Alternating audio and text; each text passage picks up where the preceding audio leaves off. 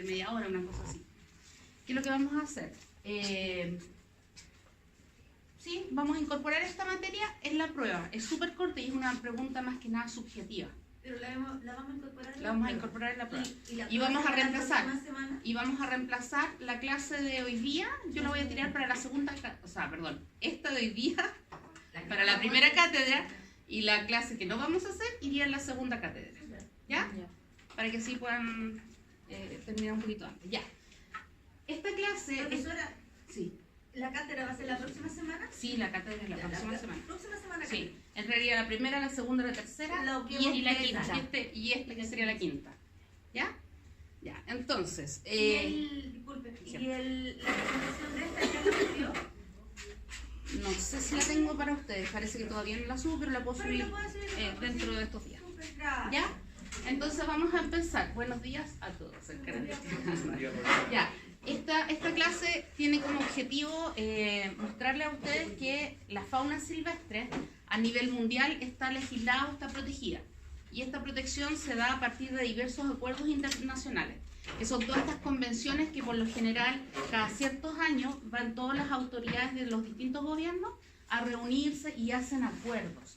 El hecho que lleguen a acuerdos no es una cosa que si yo no cumplo me vas a discriminar o me vas a cobrar una multa, porque es un acuerdo de palabras. Generalmente son protocolos. Todos estos acuerdos de París, acuerdos de la Cumbre de Río, son simplemente acuerdos, ¿ya? ¿Cuál es la idea? Que nosotros veamos que si por ese motivo el día de mañana o hoy en día nos damos cuenta que hay un sitio, ¿ya?, que requiere una protección. Por ejemplo, imaginemos un humedal que descubrimos, que nos damos cuenta que ese humedal está con un alto índice de fragilidad en cuanto a su conservación. Y nosotros apelamos al Estado para su protección y el Estado no nos da esa protección que nosotros estamos solicitando. Puedo ir más arriba y ahí hay instancias que son internacionales, ¿ya?, de legislación internacional. Entonces vamos a darnos cuenta que todas estas cumbres convocan a estas altas autoridades para reflexionar de cómo está la situación. Y así nos damos cuenta de que todos llegan a un consenso de que estamos en una crisis ambiental, que estamos colocando en riesgo la desaparición de miles de especies y que la causa principal es el hombre, ¿ya?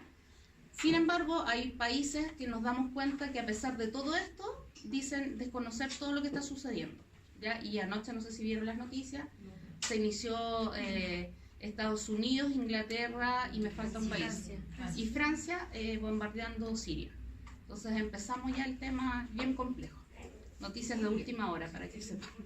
Lamentable. Bueno, estamos con temas de la fauna. Sabemos que existen en la naturaleza muchas especies que llevan muchos años de adaptación y evolución, pero que lamentablemente, producto de que el hombre ha determinado o ha dicho que existen ciertos principios activos que podrían, por ejemplo, en el caso del rinoceronte, mejorar el cáncer, ¿cierto? Se está haciendo un tráfico y una matanza de ellos. ¿Ya? También tenemos grandes mamíferos que son especies que de verdad tienen un sistema de reproducción súper lento, ¿ya? Desde el punto de vista ecológico, estas especies son conocidas como especies K, de una reproducción demasiado lenta, que cada cierto cantidad de años recién ellas pueden parir, ya no es una aparición tan rápida como un individuo R, que son, por ejemplo, un conejo de rápida reproducción, rápida camada, gran número de crías, etc. Y estas especies también están siendo matadas, ¿cierto?, para extraer de ellos el marfil, en el cual muchas civilizaciones asiáticas principalmente lo requieren para darle un estatus, un confort, el tener estatuas de marfil o estructuras de marfil en sus hogares. Los primates son una de las especies que son más traficadas lamentablemente hoy en día a nivel internacional, producto de que muchas veces hay familias, ¿cierto?, que por el hecho de no poder tener de manera natural, muchas veces hijos, quieren tener una mascota en sus casas y adoptarla. Eso se da bastante, incluso acá en nuestro país también han llegado especies como monos pequeños a través de tráfico. ¿Pero es un tráfico ilegal? Ilegal, es todo tráfico ilegal esto, no está contemplado. El continente asiático, también el hecho de tener muchas veces peletería en sus hogares le da cierto nivel y cierto estatus. Generalmente estos estatus, peletería, pieles, ¿ya? Le da cierto estatus y también el tener las imágenes, ¿cierto?, taxidermizadas de estas especies en sus hogares les da un mayor realce. Entonces tenemos que hoy en día, principalmente Asia es uno de los continentes donde más matan y trafican estas especies. Pero esto no es lejano a nuestra realidad. Nosotros acá también tenemos mucha fauna silvestre y lamentablemente también hay mucha gente que, por ejemplo, por degustar otro tipo de sabores de carne, cazan al pudú, ¿ya? Eso se da mucho hacia el sur. El pudú, ustedes saben que es una especie del cérvido más pequeño del mundo que está en peligro de extinción. Acá, no, ese no es un pudú. Ahora voy. Acá en la imagen estamos viendo un camelídeo sudamericano y acá ustedes observan imágenes detectadas también en pleno desierto y nos damos cuenta que también a estas especies se les extrae su piel, ¿ya? Entonces no es algo tan lejano a nosotros. Dentro de los loros también, este es el loro choroy. Existen 3 tipos de loro en nuestro país: el choroy, la castaña y el tricahue. Los 3 están en peligro de extinción, por lo tanto el tener uno de estos es ilegal hoy en día. Y nosotros nos damos cuenta que en muchas ferias aún se venden estas especies. Hay mucha gente que los tiene como mascota. ¿Por qué? Porque como ellos son longevos, o sea, tienen muchos años de vida, hace años atrás, más de 20 años atrás, estas especies no estaban en peligro de extinción. Entonces, claro, estaban como mascota. Y hay algunos que se han implantado tanto que ya son parte de la familia, cuando están con bien cuidados y todo lo demás. Sin embargo, hoy en día el tráfico genera también que exista mucha mortandad de ellos. De cada 10 animales que se trafican, al menos 9 mueren durante ese proceso. Este contrabando de animales mueve bastante dinero a nivel mundial, ¿ya? Es importante destacar que dentro de los contrabandos que existen a nivel internacional está el contrabando de armas, el de drogas y el de el tráfico de animales. Generalmente mueve demasiado dinero y eso hace que este sea un círculo vicioso. Nuestra legislación a nivel nacional lamentablemente no ejerce una multa o una sanción tan drástica y eso genera de que el traficante siga en este círculo vicioso, ¿ya?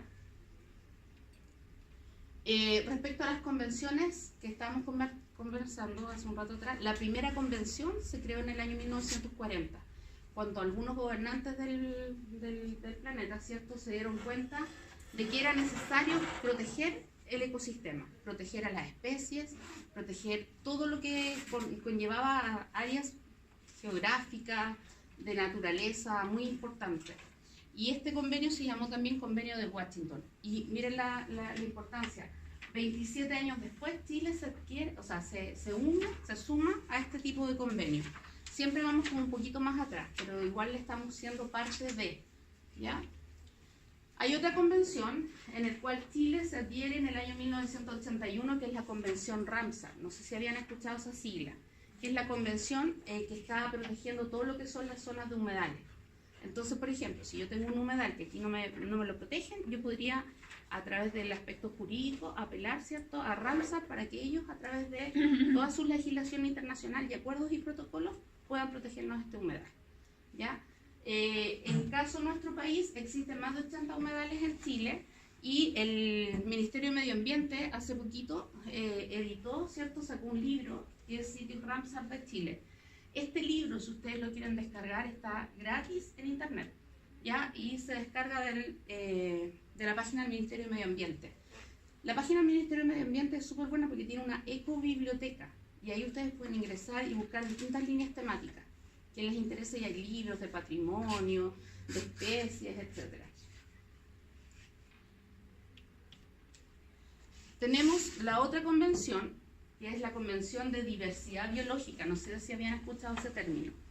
La Convención de Diversidad Biológica es un anexo que se da en el año 1992, cuando se desarrolla la Cumbre de Río. Ese año es súper importante para nosotros porque ahí también se declaran varios principios.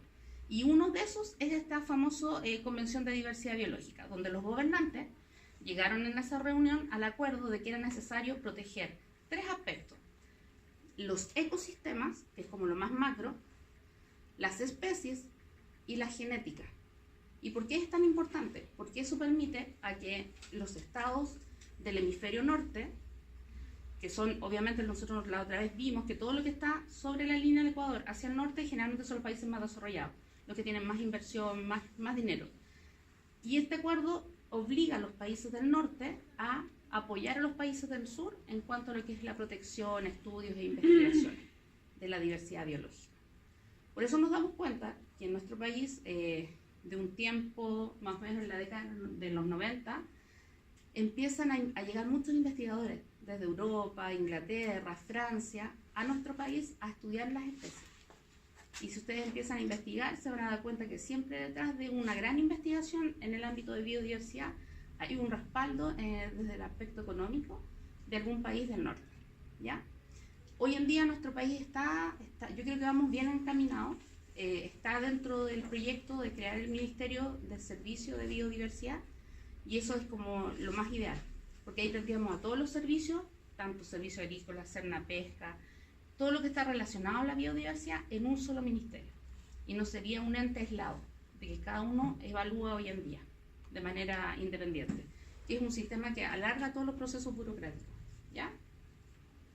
Acá en la imagen, en color verde, están todos los países que están de acuerdo con este convenio de diversidad biológica, y hay algunos que obviamente todavía no han ratificado su acuerdo.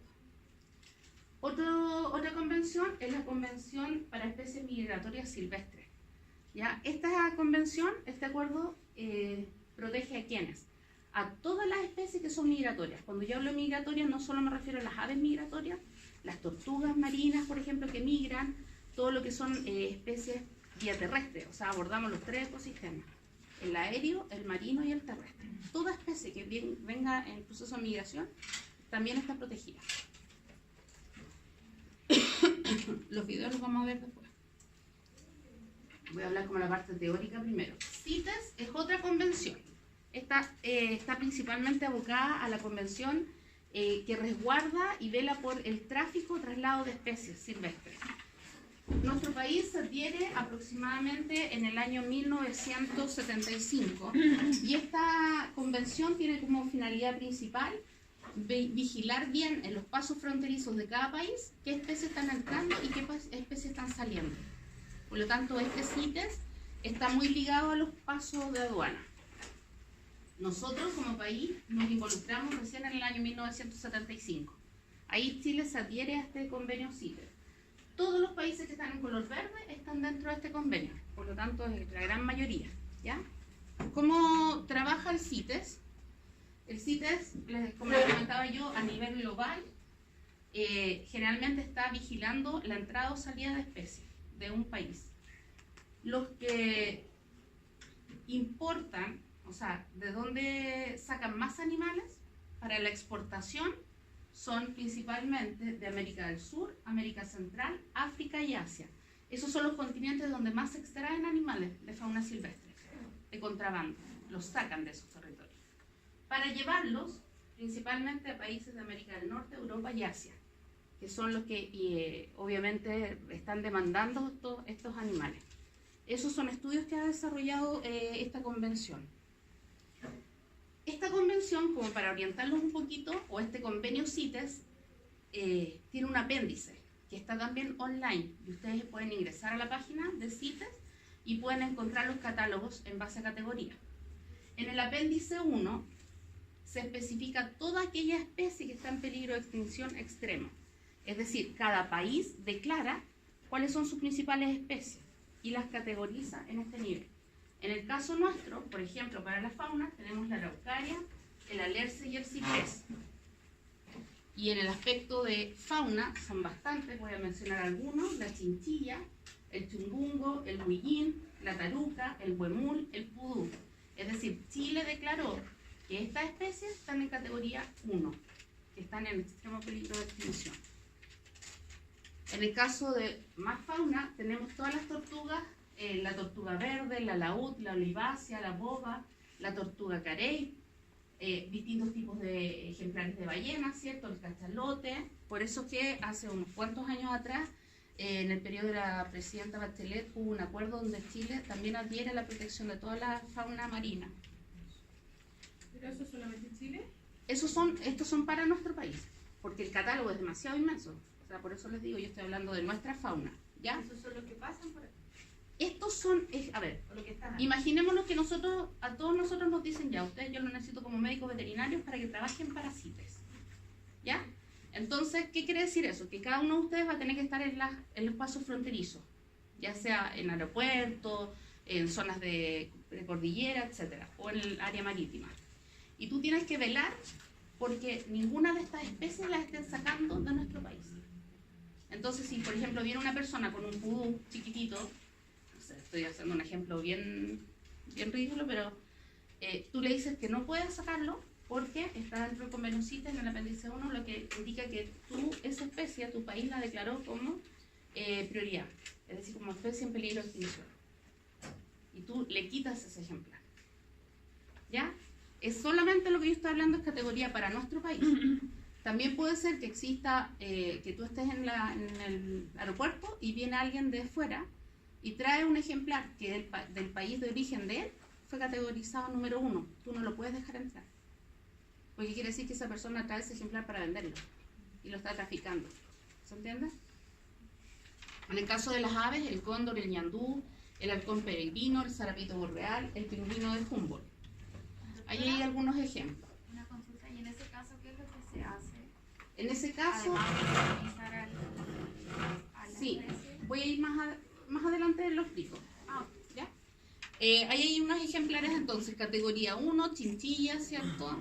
El chungungo, el huillín, el gato montés, andino, el pudú, el huemul, el cóndor. Esos son categoría 1, peligro de extinción extrema. ¿Sí? En el apéndice número 2 se incluyen aquellos ejemplares que el país declara que están en un riesgo, pero que están vulnerables. O sea, está como, entre comillas, todavía no está en peligro extremo. Sin embargo, estos también tienen que ser, controlarse la cantidad que se está llevando de un lugar a otro. Generalmente, donde yo podría autorizar un traslado de un ejemplar, ya sea en categoría 1 o en categoría 2, cuando tú sabes que es para una muestra de conservación. Por ejemplo, que estén sacando de acá una pareja de pudú, porque la van a llevar a un zoológico que tiene el mejor centro de conservación de especies, ahí sí existiría la posibilidad de que tú permitas la salida de esa familia. Pero siempre tienen que haber certificados que avalen que eso es efectivo. Y más adelante vamos a mostrar esos certificados. Dentro de la categoría 2 está el puma, el colocolo, el gato guiña, ¿cierto? El chingue, el guanaco, los distintos tipos de zorro, los lobos finos también están considerados.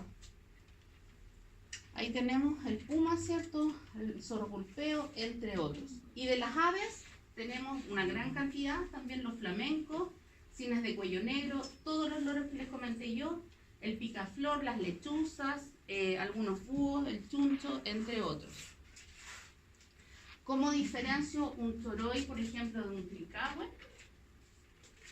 Fenotípicamente se dan cuenta que el choroy tiene un color verde oliváceo, en su cola tiene las plumas de color rojo y tiene entre medio de sus ojos un antifaz que es de color rojo también.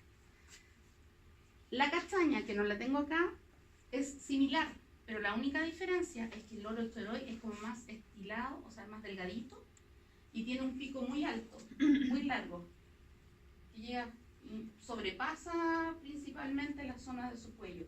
En cambio, la castaña tiene un pico más cortito y es más compacta, mucho más pequeña. El tricahue es bastante la diferencia, tiene un halo bien marcado, blanco a su alrededor de ojo, y en su pecho tiene zonas de plumas más en degradé y tiene amarillo y naranjo. Esa es la diferencia como más clara de cómo saber que se trata de un tricahue o de un choroy. ¿Por qué es importante esto? También pasa mucho, que no sé si han visto ustedes los organilleros que andan con loros. Ya. ¿Quién puede ayudarnos a fiscalizar este tema? Podría ser PDI principalmente, sobre todo la Brigada de Delito Medioambiental, que está como más especializada. Si bien es cierto, Carabineros también nos puede apoyar, lamentablemente muchos de ellos no tienen instrucciones de cómo saber si una especie es o no. Entonces tampoco falta, de parte de nuestra carrera, de nuestra profesión, educarlos a ellos para poder fiscalizar. Porque muchas veces uno le puede decir, mire, ¿sabe qué? Este loro choroy está en peligro de extinción y es necesario que se lo quitemos a esta persona que le está haciendo un maltrato animal, etc. Y uno va con el carabinero donde el organillero y el organillero le dice que no, que esa ave él no la ha sacado de ningún lugar, que la compró en un criadero, que incluso está anillada, y son todos sistemas falsos. Y el carabinero, obviamente, como él no sabe cómo es el proceso, no tiene con qué bases, claro, no tiene bases para poder fiscalizarlo. En el apéndice 3 incluye todas aquellas especies que están mencionadas, pero que no son de tan alta preocupación para ese país.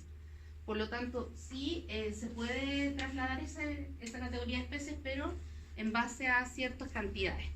Por ejemplo, si yo fuera de Brasil, ¿ya? Y declaro que en el apéndice 3 tengo un guacamayo azul amarillo, pero que su población está vulnerable, y permito solo la exportación de 50 ejemplares al año, ¿ya?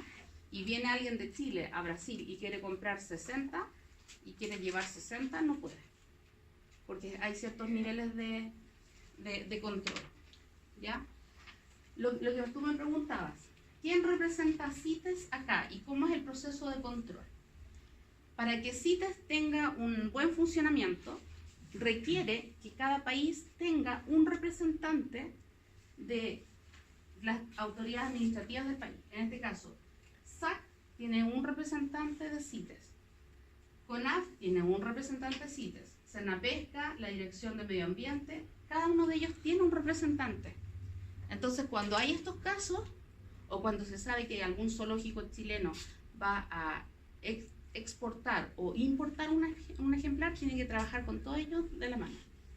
Y con todos ellos tiene que ver distintos certificados y de autorización. Pero también el CITES pide apoyo y evidencia científica, ¿cierto?, a CONICYT, al Museo Nacional de Historia Natural, a la parte de estudios de hidrobiología de Senapesca y al Instituto Forestal. Porque claro, CITES también necesita saber cuáles son los estados poblacionales de las especies que el país está declarando, y para eso necesita estudios científicos. Porque, por ejemplo, puede ser que de un año a otro una especie puede pasar de un apéndice tipo 2 a apéndice tipo 1. ¿Se entiende? Y para eso tiene que tener un respaldo científico que avale eso. Por ejemplo, bueno, yo puse una mascota doméstica, pero simulemos que es una especie silvestre, la que vamos a tratar de sacar de nuestro país, exportarla. Para ello yo requiero algunos documentos, principalmente un certificado de sanidad que esté firmado y legalizado por un médico veterinario reconocido en el país. Me refiero con identificación, ¿ya? Porque generalmente los traficantes adulteran todos estos documentos, ¿ya? El permiso CITES correspondiente, ¿cierto?, que lo vamos a ver un poquito más adelante, que son ciertos documentos, ya sean de exportación o de importación, pero también se tiene un formulario de reexportación, es decir, cuando el fiscalizador se da cuenta de que es una especie que está siendo traficada, inmediatamente lo deporta a su país de origen, ¿ya? Y hay algunos otros tipos de certificados anexos.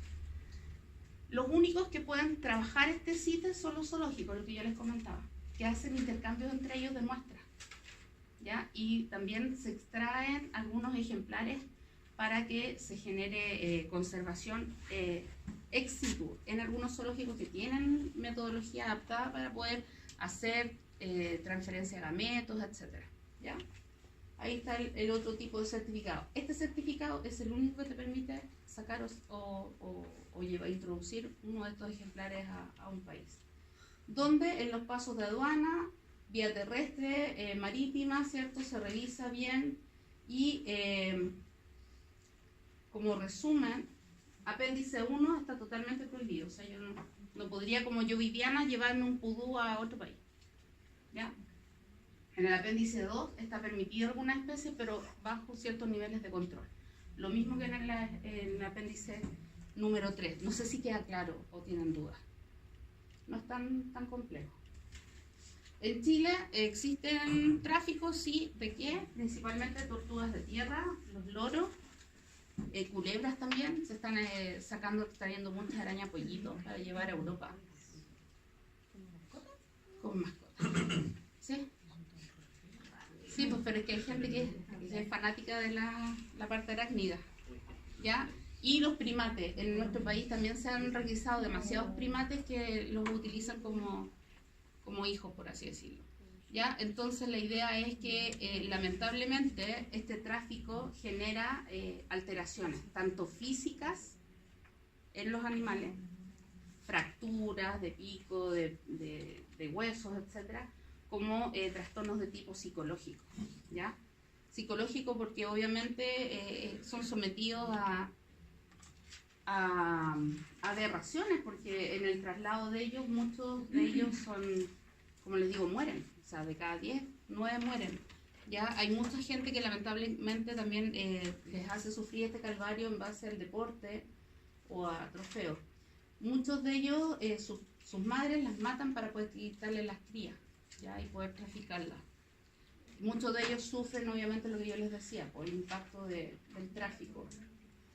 Para transportarlos, los introducen de manera en tubos de PVC, en botellas plásticas, etc.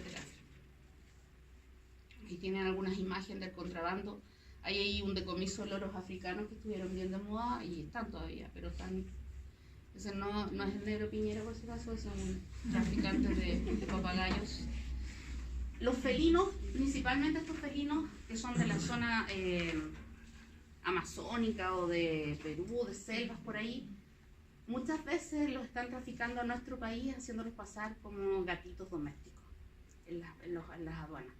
Y ahí está lo mismo que yo les decía, como una persona de aduana que no tenga conocimiento de cómo distinguir un felino doméstico de un felino silvestre puede hacer esa diferencia. Si yo lo traigo como cachorro, chiquitito, distinto que yo traiga un animal de adulto. Entonces ahí también hay cosas clave. Estas son imágenes en otros países, pero esto también se da en las ferias acá. O sea, también en las ferias libres nosotros, en el Biobío de repente aparece una persona que te abre así y tiene tortuguitas, serpientes, etc. Entonces... Doctora, y en ese caso de cuando son especies muy chiquititas, porque tengo entendido que cuando son muy grandes van así como con todas las maletas. Sí. Entonces, un ejemplo, en ese caso del ocelote, ¿cuándo sería que lo llevan? En ese caso de esa imagen, ese ocelote era trasladado por vía terrestre en un bus, en una cajita, que no hay tanta supervisión. En cambio, claro, tú vas a vía aérea, se exige ciertos estándares, la jaula cerrada con doble seguridad, con el agua y todo, y ojalá que el animal tenga de todo para que no se salga en ningún momento, sí que tienes que tener pasos en distintos países. Sí, porque tengo entendido que los únicos que se permiten llevar en cabina son los braquicefálicos. Todos los demás. Sí, todos los demás. Exacto. Aparte de todos los exámenes que te piden. Sí, sí. Exámenes de títulos serológicos de rabia, todo el plan de vacunación al día, desparasitación. Depende del país donde tú lleves tu animal, son las solicitudes que te van a exigir. Porque hay países que exigen incluso planes de vacunación o de desparasitación más continuos. De hecho, en Perú, por ejemplo, exigen el certificado de vacuna con un año de anticipación. Claro. Y ahí empieza como una disputa porque no le puedo poner un cachorro de 3 meses. Imposible. Exacto. Y hay algunos países que te piden también de hidrofilaria y cosas así que nosotros... Ya se respondió. Ya. Bueno, acá tenemos imágenes del por qué, algunas causas del por qué nosotros estamos demandando esto en realidad. La peletería, así que las invito a las pieles, a las que les gustan las pieles sintéticas, que hoy en día existe esa opción. Son iguales. ¿Ya? Entonces el futuro en el fondo de todos estos ejemplares está en manos de todos nosotros, y más que nosotros como médicos veterinarios, de nosotros como seres humanos, porque en el día de mañana nuestros hijos o nuestros nietos no van a poder ver y apreciar en forma directa estos ejemplares, sino que a través de catálogos. ¿Ya? Entonces es algo que es importante que lo consideren. La legislación nacional aborda todo lo que es la ley de casas. La ley de casa nuestra es una ley que si bien es cierto, da cierto permiso, entre comillas, en X temporada para la caza de ciertas especies, no de todas, yo encuentro que tiene un pero, que es principalmente el hecho de que las multas o las sanciones son bajitas. Entonces hace que la gente obviamente no esté con mucha consideración para. A ver, este parece que era uno. La Policía de Investigaciones en este último tiempo ha investigado cerca de 600 casos que están involucrados animales silvestres. Lo veíamos recién en el stand, en la cual ustedes pueden apreciar las distintas formas que son utilizados los animales silvestres para adorno y otro tipo de cosas que lamentamos nosotros que la gente las quiere. La campaña también va orientada justamente a la familia, a los papás, a los niños que quieran adquirir este tipo de mascotas, sean silvestres como también exóticas, las cuales se han adquirido a través de locales comerciales establecidos que puedan de alguna manera certificar que estos están en regla, y por otro lado también dar cuenta que hay delitos asociados a esto, por lo cual nosotros pedimos, ¿cierto?, que las personas, si ven personas que están comercializando o están capturando este tipo de especies, nos informen, nos llamen a la brigada, ¿cierto?, y pueden nosotros proceder. ¿Dónde les recomiendo hacer denuncia? En caso que quieran hacer una denuncia verdadera de tráfico, a la Brigada de Delito Medioambiental de la PDI. Ustedes entran a la página web y ahí salen todas las informaciones. Porque es como lo más directo, es la canalización más directa, ya sea para tráfico o para problemas de impacto ambiental que ustedes estén observando en el entorno donde viven, lo pueden desarrollar directamente con ellos. Y aquí está algo asociado a la convención de CITES. Compartimos este planeta con muchas plantas y animales y es nuestra responsabilidad protegerlas. CITES es la Convención sobre el Comercio Internacional de Especies Amenazadas de Fauna y Flora Silvestres y surge como respuesta frente a la amenaza que los elevados niveles de explotación y comercio internacional tienen sobre la vida silvestre. CITES constituye uno de los acuerdos multinacionales más antiguos e importantes en materia de protección de flora y fauna silvestre. Chile ratificó el convenio en 1975 y hoy está conmemorando 4 décadas de vigencia de la convención. El propósito de CITES es velar porque el comercio internacional de especímenes de animales y plantas silvestres no constituya una amenaza para su supervivencia. Pese a los esfuerzos del Estado y la colaboración de las ONGs, en Chile existe tráfico de vida silvestre. El comercio ilegal está poniendo en riesgo la supervivencia de algunas especies. Te invitamos a ser parte de la solución a través de 3 acciones. 1. No compres especies amenazadas protegidas por CITES. Denuncia la tenencia ilegal y promueve la entrega voluntaria. 2. Apoya programas de conservación y utilización sustentable de especies CITES. 3. Infórmate y colabora con las distintas organizaciones públicas y privadas que tienen relación con la Convención CITES. Para más información visita citeschile.cl. Entonces, si se dan cuenta, abajo aparecían las siglas de todas las entidades que yo les comentaba, que CITES tiene que tener en Chile representantes de distintas áreas, tanto del área administrativo como del área científica, ¿ya? La clase era cortita, porque esta es la clase que está considerada para después de una prueba, ¿ya? Los voy a liberar ahora y les voy a recordar que esto va a entrar en la prueba. La pregunta va a ser muy de criterio,